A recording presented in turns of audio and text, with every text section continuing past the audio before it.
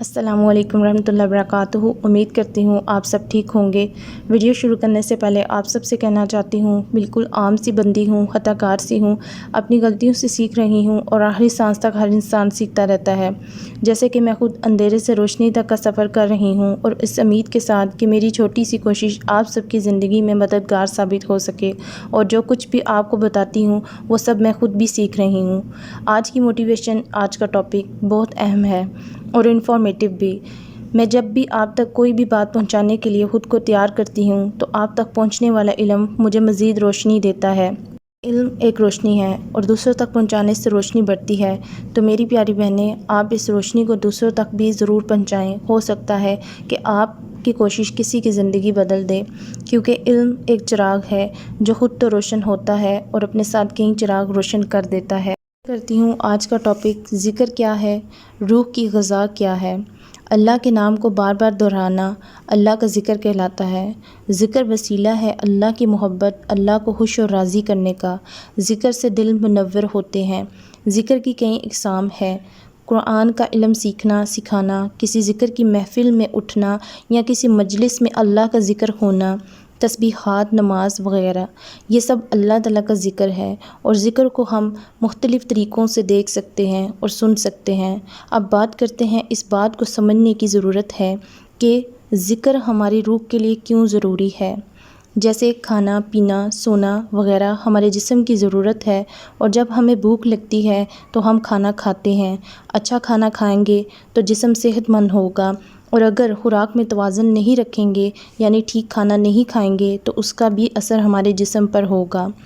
ہم جسم کی ضرورتیں پوری کر لیتے ہیں اور ہم سب کو اس بات کا علم بھی ہے، لیکن ہمیں روح کی ضرورت اور اس کی غذا کا علم نہیں ہے۔ اس کو جاننے کی ضرورت ہے کہ ہماری روح جب بے چین ہوتی ہے، بے قرار ہوتی ہے، تو وہ روتی ہے، تڑپتی ہے، ہمیں تنگ کرتی ہے، بے سکون رکھتی ہے، کیونکہ اسے کامیابی کا راستہ نہیں ملتا۔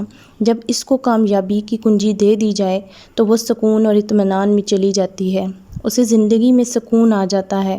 بظاہر وہ جتنی بھی تکلیف میں ہو، جب اس کو اصل جگہ مل جاتی ہے تو وہ سکون میں چلی جاتی ہے۔ اس طرح جسم کو اچھا کھانا یا ٹائم سے کھانا نہ ملے تو وہ کمزور ہوتا چلا جاتا ہے۔ اسی طرح روح کی غذا بھی روزانہ ضروری ہے۔ اگر کسی دن ناغہ ہو جاتا ہے، روح کو غذا نہیں پہنچائی جاتی، روح بھی کمزور ہو جاتی ہے، لاغر ہو جاتی ہے۔ روح کی غذا اللہ کا نور ہے۔